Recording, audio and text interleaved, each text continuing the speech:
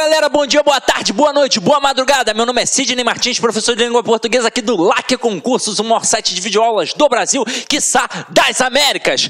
Meu companheiro, vamos parar de enrolação, vamos direto ao ponto. Nossa aula hoje é sobre conjunções coordenativas. E aí você vai lembrar que na primeira aula de classes gramaticais, ao falarmos de conjunções, eu disse que ela é a menina dos olhos da língua portuguesa. Afinal de contas, se você não sabe conjunção, você não é capaz de interpretar com tranquilidade e não é capaz de produzir um texto com tranquilidade. Porque como você vai indicar causa, consequência, finalidade, conclusão, oposição, se você não sabe conjunção? Então você tem de saber. E aí o que a gente trabalhou lá na primeira aula que eu já te pedi?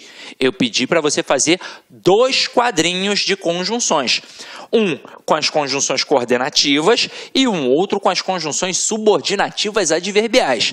5 coordenativas, 9 subordinativas adverbiais, colocando em 2 folhinhas de cartolina e depois colando nas paredes da sala, do quarto, da cozinha, seja onde for, para você sempre ter o contato e gravar. É importante gravar.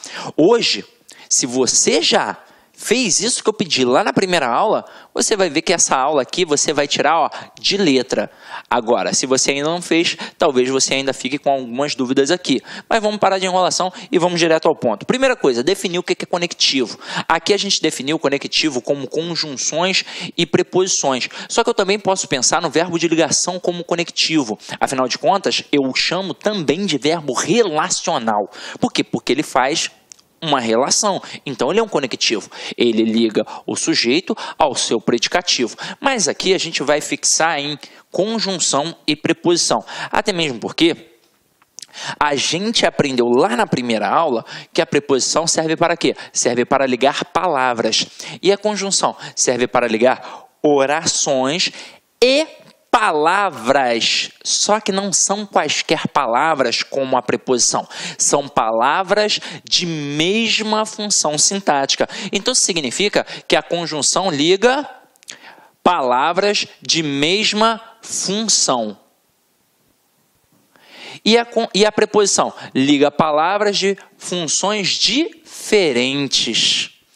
Então quando eu digo aqui, ó, comi bolo de chocolate, olha o verbo, vamos fazer a análise. Quem come, come alguma coisa. Então, verbo transitivo direto. O que eu comi? Bolo de chocolate. Isso é o objeto direto. Quem é o núcleo desse objeto direto? É o substantivo bolo. Então, aqui ó, é o núcleo. Aí, então, aqui eu tenho um substantivo. Chocolate também é um substantivo. Só que aí, ó, reparem que aqui a gente tem o de. Bolo de chocolate. Então, este de chocolate, essa preposição, mas esse substantivo aqui, acaba sendo uma locução adjetiva.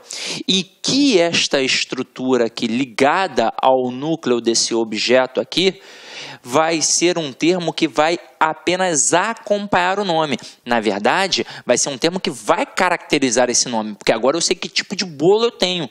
Não é um bolo qualquer, é um bolo de chocolate. Então, como esse termo acompanha esse nome, aqui eu tenho uma adjunto adnominal. Então, esta preposição está ligando este termo, que é o chocolate, que é o núcleo deste adjunto adnominal, ao núcleo do objeto direto. Então, são funções diferentes. Agora aqui, comi bolo e chocolate. Olha a diferença. Quando eu digo comi bolo de chocolate, eu só comi uma coisa. Eu comi um bolo, que por um acaso era de chocolate. Agora, quando eu disse comi bolo e chocolate, eu comi bolo e também comi chocolate. Então, eu tenho um verbo transitivo direto, beleza. Mas aqui agora eu tenho 2 núcleos de objetos diretos. E este e está ligando bolo à palavra chocolate. E agora, reparem, na hora que este liga bolo e chocolate, tanto bolo quanto chocolate, eles têm a função de núcleo do objeto direto. Então é a mesma função, portanto aqui eu chamo de conjunção. Em cima, o de é uma preposição. Agora aqui, ó, Maria e João casaram-se. Quem foi que casou? Maria e João. Tudo isso é o sujeito. Quem é o núcleo do sujeito? Maria e João. Opa, são núcleos do sujeito, mesma função. Então, esse e é uma conjunção. Não tem como confundir.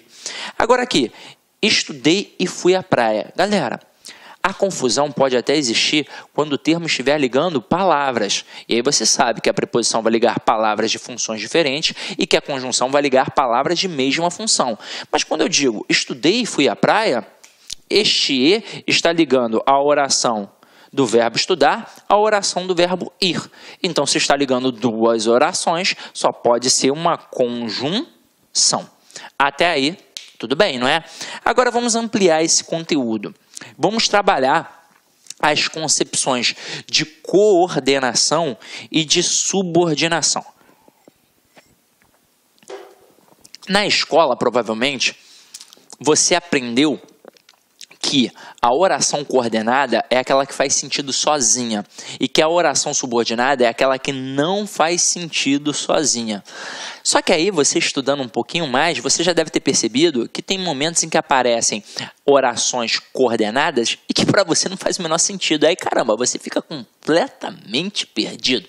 Vamos estudar isso agora de forma bem racional. Primeiro, vamos definir as estruturas, como é que elas funcionam.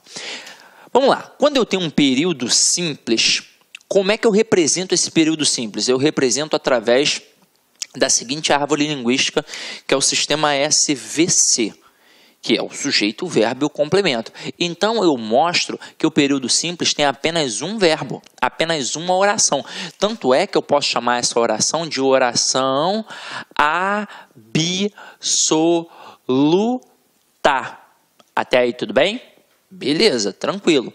Agora, eu também tenho um período composto. Eu vou apagar aqui para a gente poder trabalhar o período composto com mais calma. Afinal de contas, eu não tenho um quadro enorme numa sala presencial. É uma TV, né? Então, vamos lá. Quando eu pego o período composto, esse período composto, ele tem dois ou mais verbos. Então, eu vou dividir em período composto por coordenação e em período composto por subordinação.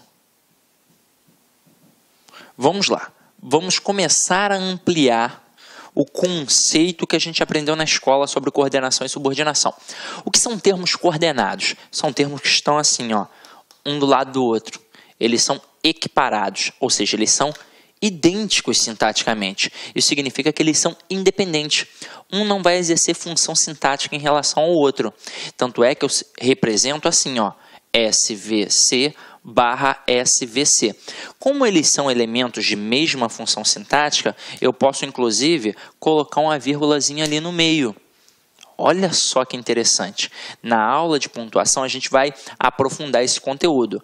Mas esta vírgulazinha aqui foi a primeira vírgula que você aprendeu lá na sua vida. No ensino fundamental, é a vírgula enumerativa, que serve para isolar elementos de mesma função sintática.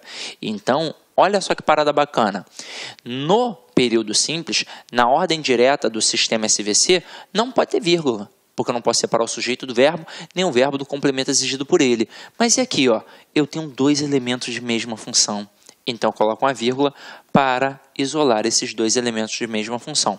Em que momento eu não vou colocar a vírgula aqui na oração coordenada? Quando eu tiver um E que indicar o quê? A soma. Detalhe, você também aprendeu isso quando era criança, na mesma listinha. Quando eu digo comprei banana, vírgula, abacate, vírgula, e morango, na hora que você coloca o E, você não coloca a vírgula, porque não tem necessidade, porque você já está indicando o quê? A soma ali, através da conjunção, que indica a soma. Agora, se eu disser Pedro estudou, mas não passou de ano, eu vou ter o seguinte, Pedro estudou, vírgula, para separar a oração coordenada assindética da sindética. E aí eu vou colocar a conjunção, o mais, e vou continuar. Por que eu coloco o mais depois da vírgula? Porque a vírgula está exatamente no meio das orações. E a conjunção, ela faz o quê? Ela liga orações. Então, ela também, como posição original, vai ficar no meio das orações. Então, vamos lá. Eu tenho a oração coordenada assindética E a oração coordenada. Salve, salve, meus amigos, tudo bem? E aí, curtiu a aula? Realmente nosso professor é diferenciado, né? Só aqui no Like Concurso você terá professores assim, direcionados, focados na sua aprovação, que não ficam aí enrolando, vão direto ao ponto e vão trazer para você as questões que realmente vão cair na prova do seu concurso público. Quer ser policial rodoviário federal? Vem fazer conosco. Vem fazer a turma pré-edital, turma 3, daqui do Like Concursos para o concurso da Polícia Rodoviária Federal. 10 vezes de R$35. Veja, 10 vezes de R$35. Investimento baixo para um sucesso gigantesco que é a sua aprovação. Um abraço, fique com Deus. Tchau, tchau. Clique like.